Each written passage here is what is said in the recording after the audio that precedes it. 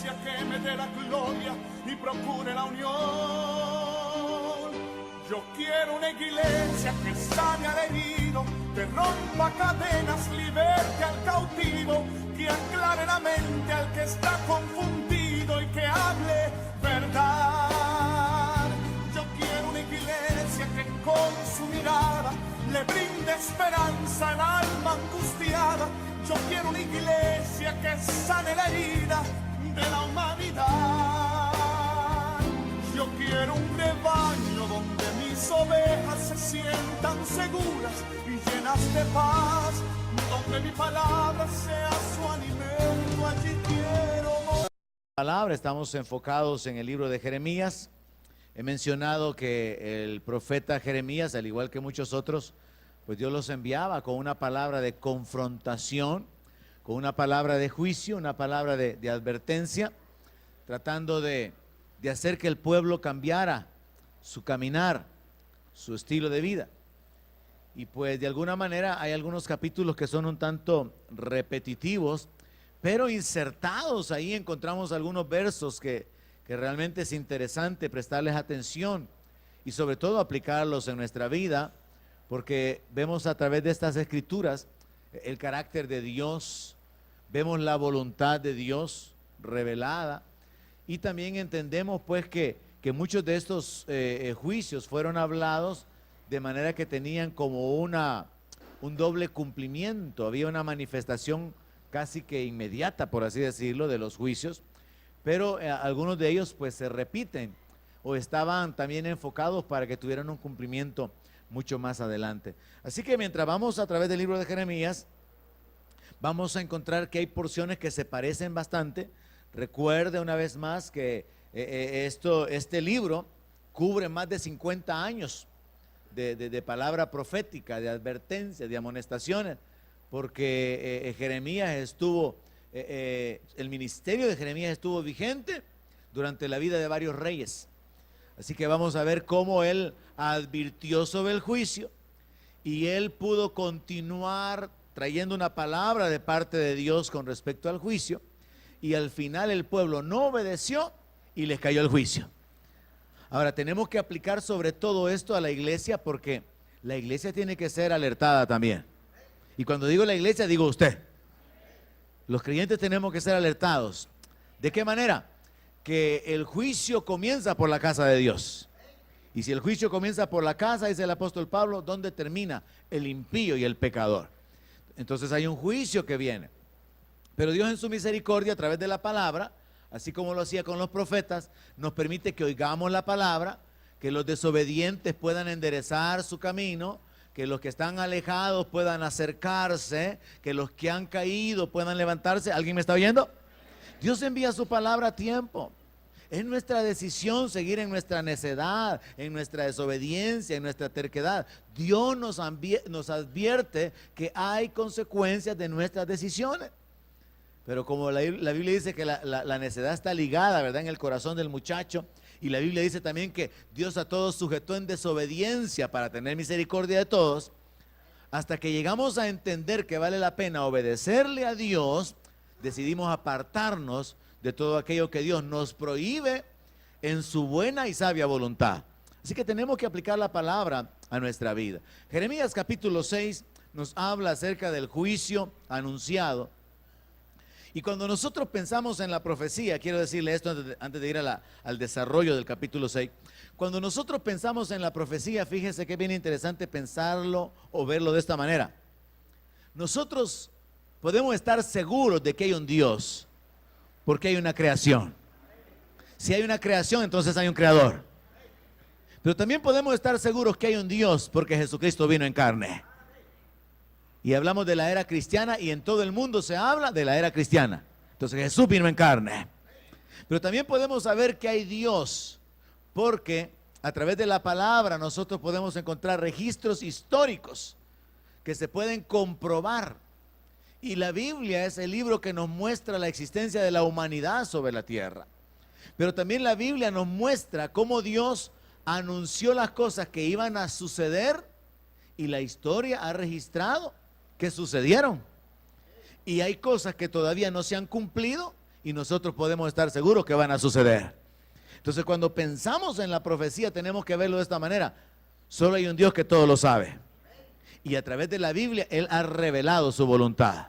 A través de la Biblia, Dios revela las cosas por venir. Y por cierto, Dios dice eso, que no hay nadie más que conozca las cosas por venir, solo Él dice. No hay nadie que pueda anunciarlo por venir, solamente Dios. Entonces, cuando pensamos en la profecía, esto es un elemento más para estar seguros. Hay un Dios en los cielos que ha revelado su voluntad, ha revelado sus planes, ha revelado sus propósitos, pero también ha revelado sus juicios. Y si nos vamos a la historia, podemos considerar que hay elementos de lo que se habla en la Biblia que se anticiparon y sucedieron. Dios se anticipó y le habló a Noé de un diluvio. Hubo un diluvio. Históricamente se ha probado, hubo un diluvio sobre la tierra. Proféticamente se habló de la destrucción de Sodoma y Gomorra. Luego la historia registra de que Sodoma y Gomorra fueron destruidas, fueron quemadas. Entonces vemos que la palabra profética es una prueba de que Dios existe, de que hay un Dios en los cielos. Así que piense de esa manera mientras vamos a la Biblia y vemos la profecía. Porque si las profecías se cumplieron, entonces podemos estar seguros que las que están por cumplirse también van a llegar a ser realidad. Un hecho histórico más, la nación de Israel. Fíjese que la nación de Israel es otro elemento más que prueba la existencia de Dios. ¿Por qué? Porque la nación de Israel son los descendientes de Abraham y Dios hizo un pacto con Abraham. Y hace tiempos que quieren destruir a los israelitas, pero no los pueden destruir, ni van a poder destruirlos, porque son los descendientes del amigo de Dios. ¿Hay alguien aquí esta noche? Entonces vemos un montón de elementos que nos ayudan a enfocarnos en que hay un Dios en los cielos. Y vamos a enfocarnos esta noche en la profecía y pensar, si hay un Dios en los cielos, Él se encarga de que lo que Él revela como su voluntad, si son juicios o si son bendiciones, van a llegar a ser realidad. Jeremías capítulo 6, verso 1, nos muestra que el juicio fue anunciado y la historia también registra que esto sucedió, esto se cumplió. Huid, hijos de Benjamín, de en medio de Jerusalén, y toquen la bocina en Tecoa, y alcen por señal humo sobre Bet-Jaquerem, porque del norte se ha visto mal y quebrantamiento grande. Destruiré a la bella y delicada hija de Sión. Contra ella vendrán pastores y sus rebaños. Junto a ella plantarán sus tiendas alrededor. Cada uno apacentará en su lugar. Anunciad guerra contra ella. Levantaos y asaltémosla a mediodía. Ay de nosotros que va cayendo ya el día, que las sombras de la tarde se han extendido. Levantaos y asaltemos de noche y destruyamos sus palacios. Porque así dijo Jehová de los ejércitos: cortad árboles y levantad vallado contra Jerusalén. Esta es la ciudad que ha de ser castigada. Toda ella está llena de violencia. Como la fuente nunca cesa de manar sus aguas, así ella nunca cesa de manar su maldad. Injusticia y robo se oyen en ella. Continuamente en mi presencia, enfermedad y herida. Corrígete, Jerusalén, para que no se aparte mi alma de ti, para que no te convierta en desierto, en tierra inhabitada. Así dijo Jehová de los ejércitos: del todo rebuscarán como a vid el resto de Israel. Vuelve tu mano como vendimiador entre los sarmientos. Dios se revela de una manera bien clara a través del profeta Jeremías diciendo: voy a destruir a la ciudad. Era su pueblo, era su ciudad, pero era un pueblo desobediente, era un pueblo rebelde. Y Dios advierte que del norte viene el ejército, del norte viene el peligro, del norte viene el juicio. Y Dios habla acerca de ese castigo por causa de la desobediencia, por causa de la terquedad del pueblo. Y aquí es donde tenemos que entender, hermanos, que el ministerio del profeta consistía en anunciar las cosas buenas o las cosas malas. Cuando vamos a la palabra, nosotros podemos encontrar cuando a través de los profetas Dios les advertía que el juicio venía, que la destrucción venía. Pero también a través de los profetas venían palabras de salvación, palabras de esperanza, como cuando en tiempos de Josafat les fue dicho: no habrá para que ustedes peleen en esta guerra, porque no es suya la guerra, sino que es de Dios. Dios va a pelear por ustedes. Entonces, a través de la palabra, a través del ministerio profético encontramos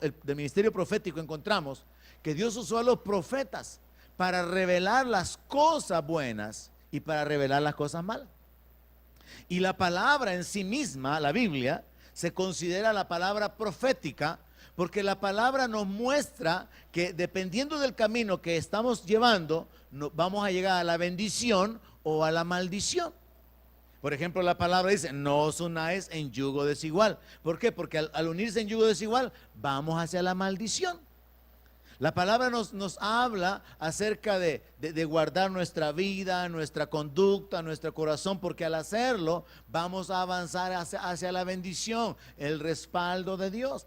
Entonces la Biblia en sí misma tiene que verse como la palabra profética, porque la palabra da mandamientos que traen bendición. Hijos, honren a vuestros padres, porque es el primer mandamiento con promesa. Dios da la palabra y establece que sobre la base de la obediencia viene la bendición.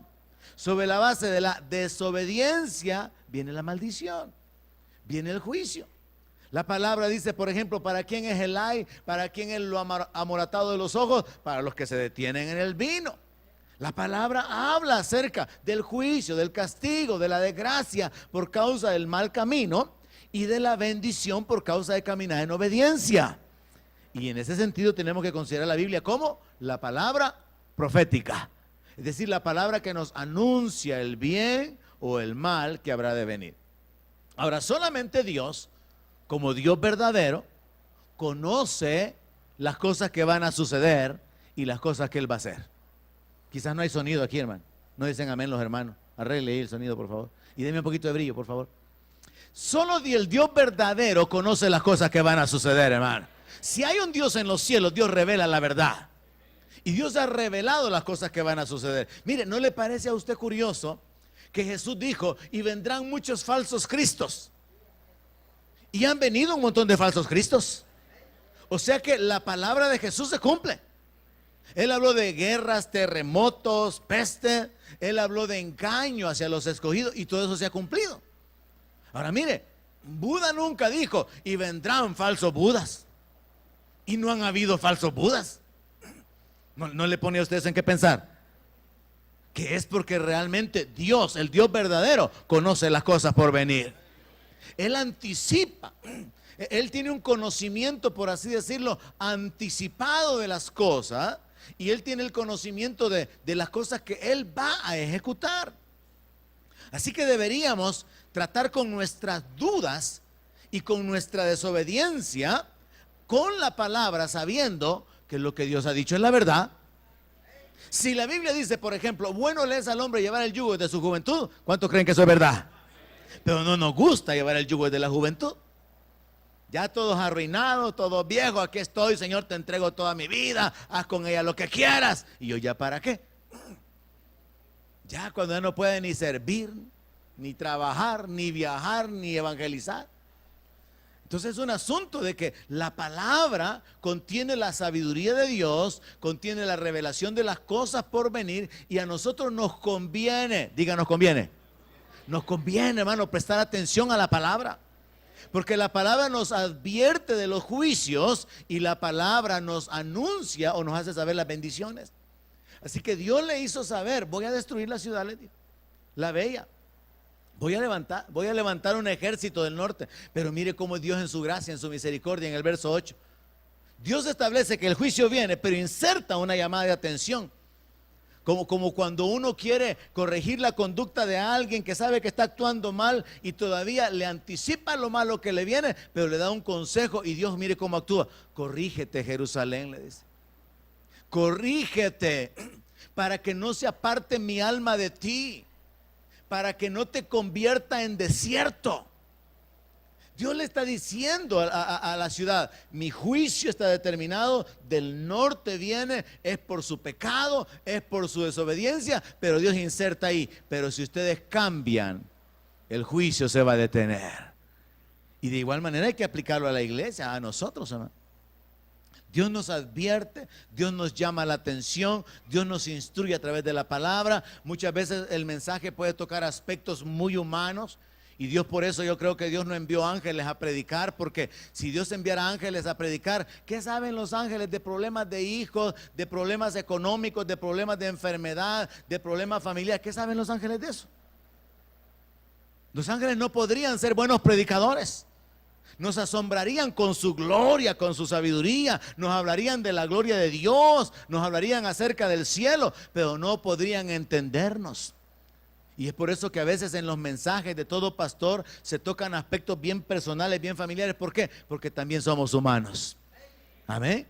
Y no es un asunto de querer ir contra alguien, apedrear a alguien con un mensaje, sino que son las cosas normales a la vida natural. Y Dios ocupa personas comunes y corrientes para poder traer la amonestación, la enseñanza y la instrucción. Ahora, Dios usó a los profetas de esa manera. Dios reveló los juicios que venían, pero Dios nos muestra a través del verso 8 que Él desea que el pueblo cambie su conducta al saber el castigo. Ahora, una vez más voy a citar, mencioné la semana pasada, si este hombre hablaba de parte de Dios, el pueblo tenía que saber que lo que ese hombre hablaba iba a suceder. Ahora, en lo natural, uno puede tomarse ciertos riesgos con los negocios, su propia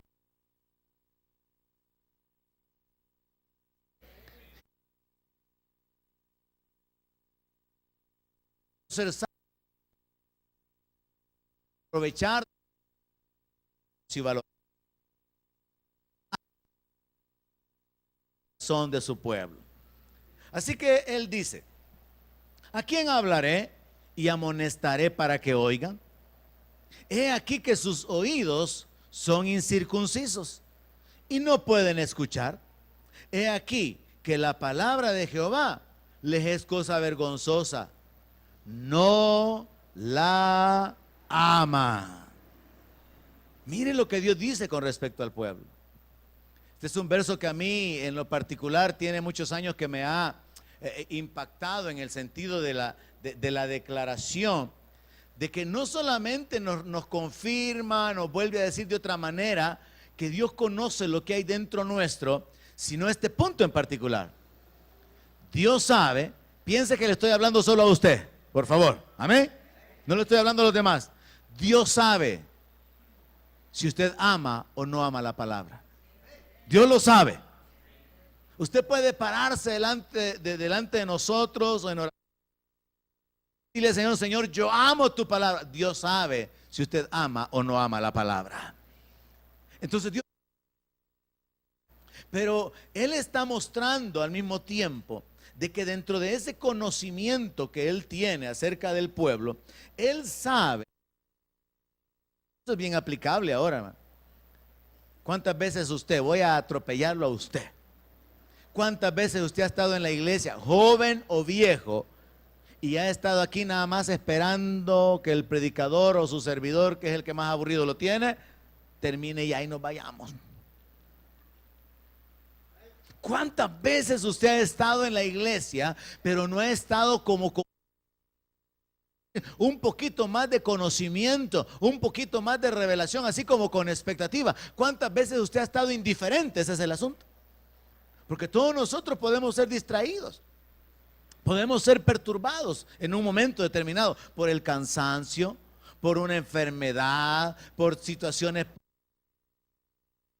pudiendo mostrar un interés por crecer en el conocimiento de la palabra. Trate la palabra como que fuera el periódico. Trate la palabra como que fuera cualquier cosa. Alto. Mano, yo he aprendido a entender, la Biblia contiene la sabiduría de Dios. Y mientras más yo sé de la Biblia, más sabio seré. Es lo que dijo David en el Salmo 119. Me has hecho más sabio que mis enseñadores, me has hecho más sabio que que los viejos, me has hecho más sabio que mis enemigos. ¿Cómo? Con la palabra. La palabra nos puede hacer sabios, hermano. Pablo le dijo eso, creo, a Timoteo, que las escrituras lo podían hacer sabios para la salvación. Ahora, Dios le está diciendo esto al pueblo de Israel por medio del profeta Jeremías, pero yo creo que este mismo mensaje, y el punto es que esta noche usted se examine. ¿Usted es una de las personas que ama la palabra o no la ama? Porque una cosa es amar la palabra, desear la palabra, anhelar. Y otra cosa es tener una actitud abierta de rechazo, de oposición. Pero lo que el Señor está diciendo, que no le... Los músicos son los que se llevan el primer lugar y la medalla de oro en esto, pequeñas y grandes. Y es un fenómeno terrible. Una cosa tan generalizada.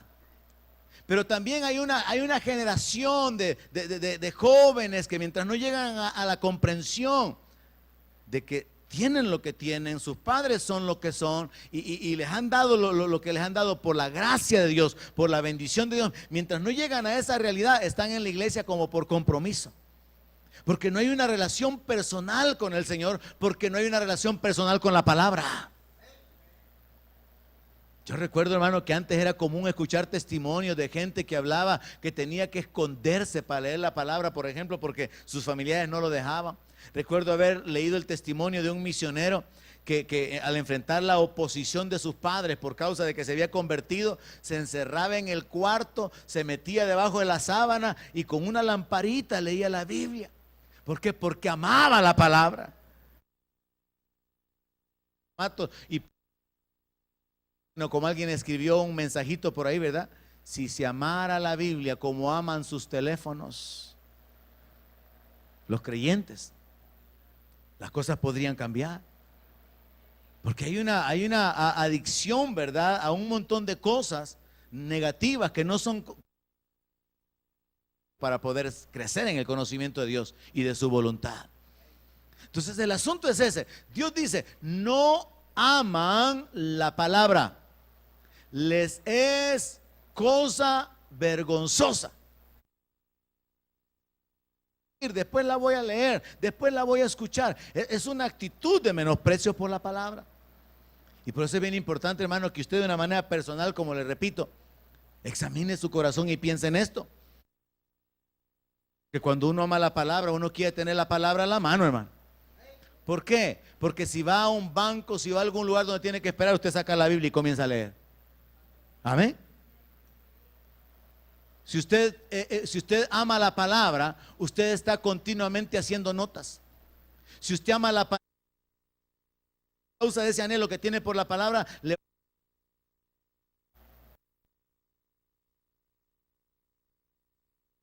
¿y por qué? Le digo yo. Que aquí las cosas han cambiado, me dijo. Antes lo pasaban a uno a leer una lectura bíblica, me dijo. Uno pasaba ya a leer su salmo, pero ahora me dijo, como aquí ya las cosas modernas, con esos proyectores allí, o sea que el proyector le quita a la gente el interés de traer la palabra. A mí no me lo quita. Porque uno siempre puede ir subrayando, uno siempre puede ir haciendo notas, uno siempre va a necesitar poder resaltar las ideas, anotar las ideas o conectar las escrituras. Entonces es importante de los que no quieren escuchar, porque yo creo que en todas las iglesias hay gente que no quiere escuchar la palabra. A Dios conoce, dice que no se han endurecido. Ahora, al saber que ellos rechazan la palabra, Dios les asegura que entonces el castigo va a venir, les va a ir mal. Y uno puede pensar, hermano, nuestros hijos deberían de ser sabios y pensar de esta manera. ¿Cuánta gente en el mundo sufre indigencia? ¿Por qué la gente en el mundo vive como vive? Porque no tienen temor de Dios, porque caminan en la injusticia. Fuera en el mundo, sin Dios, debería de ser una forma de medir los resultados. Pero qué curioso, ¿verdad? Que la ceguera, así como los oídos se cierran para oír, también los ojos se cierran para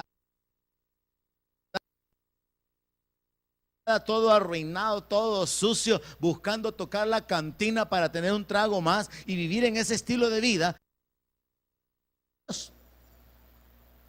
Hay jóvenes que, a pesar de que miran cómo otros se han metido en problemas,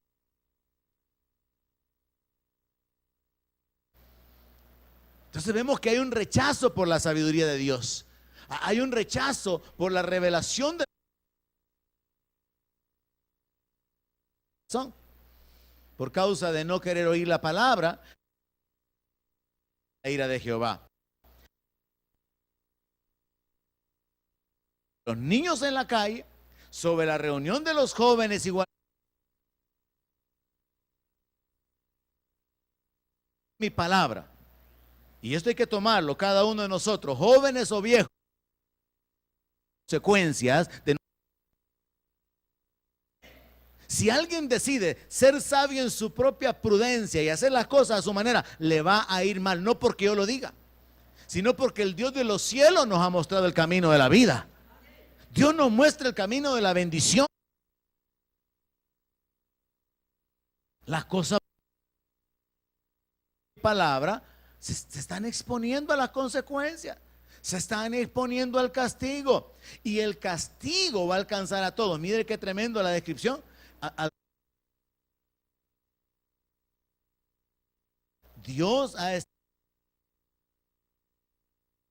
libertad a través de la ley del Espíritu de vida en Cristo Jesús. Pero esto consecuencias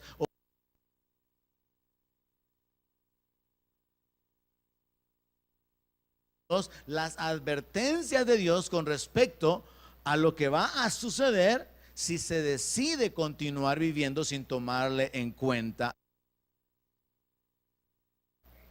El asunto que el joven se deleite en su juventud y que tome placer en sus caminos, haga lo que quiera, pero sabe que sobre todas estas cosas, y con esta conciencia, juicio viene, consecuencias viene. Les pongo la muerte, les pongo la vida. Dios nos deja que nosotros escojamos.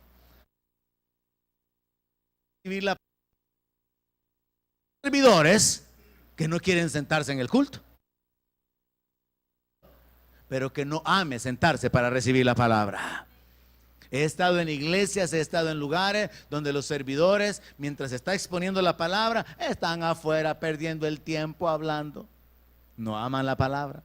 Hemos estado en seminarios en Guatemala, he estado en seminarios en otras partes, y mientras está predicando la palabra, por alguna razón, tal vez yo me he movido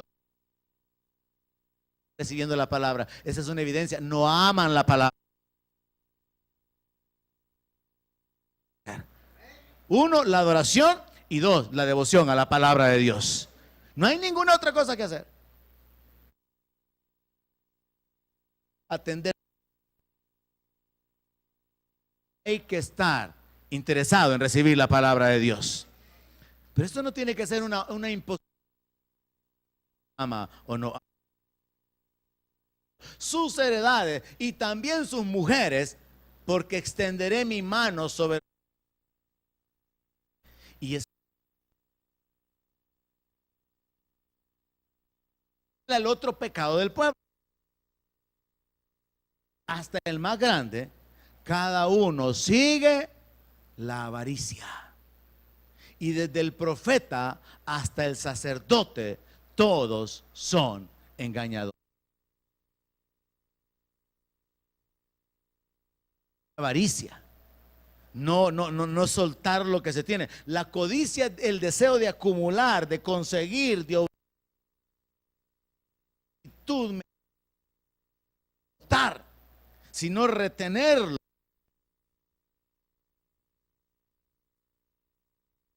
En lo material que no quiere. En la avaricia. En las finanzas, en la riqueza. Y con tal de engañar,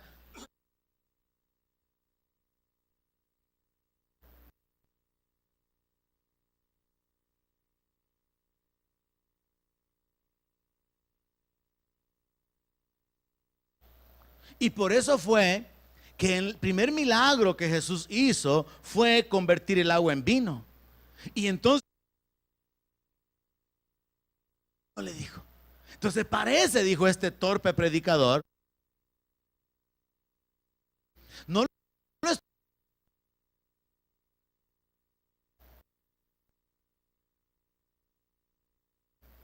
tenía un negocio de vinos y hablar hasta de bendición,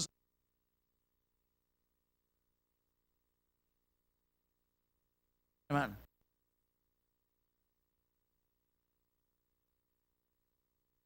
Usted palabra y por su espíritu. A veces nosotros solo nos levantamos a un nivel arriba de lo natural, un poco, pero por el espíritu somos levantados al nivel que Dios desea.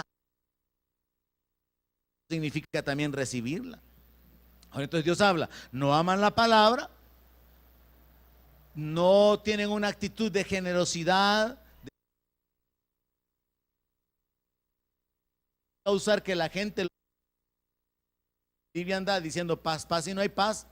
Se han avergonzado de haber hecho vergüenza por Jehová.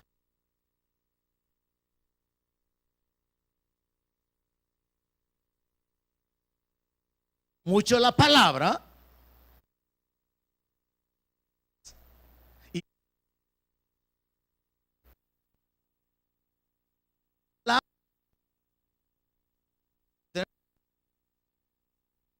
no lo pueden engañar. El asunto es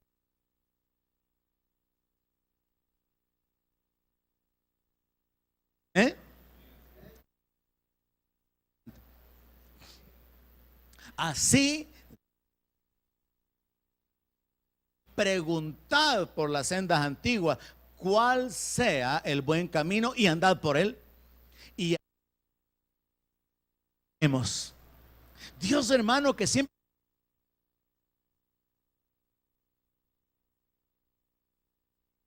detente de tu proceder. Ahora inserta de nuevo un concepto. Dios está hablando de juicio, pero en medio del juicio Dios siempre nos muestra que Él tiene misericordia. En términos generales debería de considerar,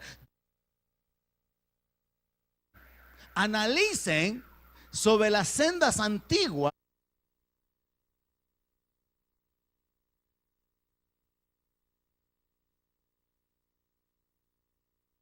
han prosperado, investigar que le han traído o a la gente le ha ido mal.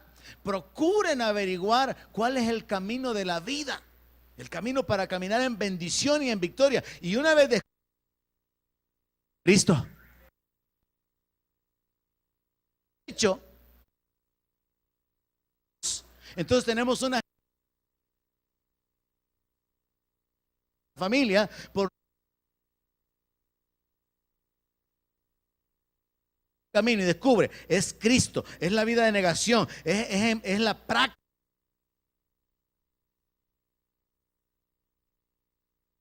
Canso para mi alma, lo mismo que Jesús dijo cuando Él dijo, lleven mi yugo, ¿verdad que así dijo el Señor?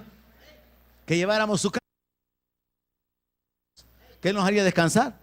Lo mismo, mire hermano, que está aquí en Jeremías. Ahora entonces, ¿por qué cristianos evangélicos viven todos fatigados?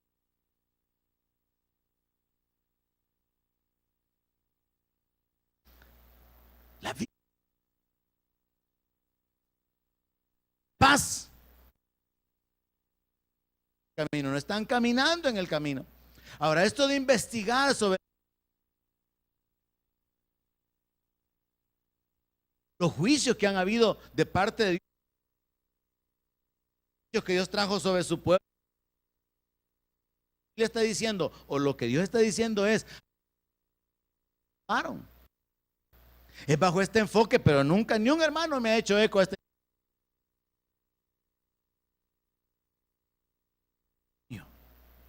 O sea,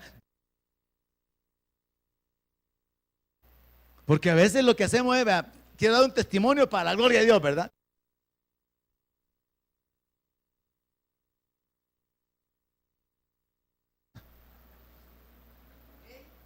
Yo quisiera que aquellos que comenzaron así bien puesta para arriba el matrimonio, le hablaran a la iglesia. Así es como viene la bendición. Así que yo necesito voluntarios que se paren aquí y digan, miren hermano, no hagan como yo hago, porque por haber hecho como yo hice, estoy como estoy. Que me hayan entendido. Donde mi palabra sea su alimento, allí quiero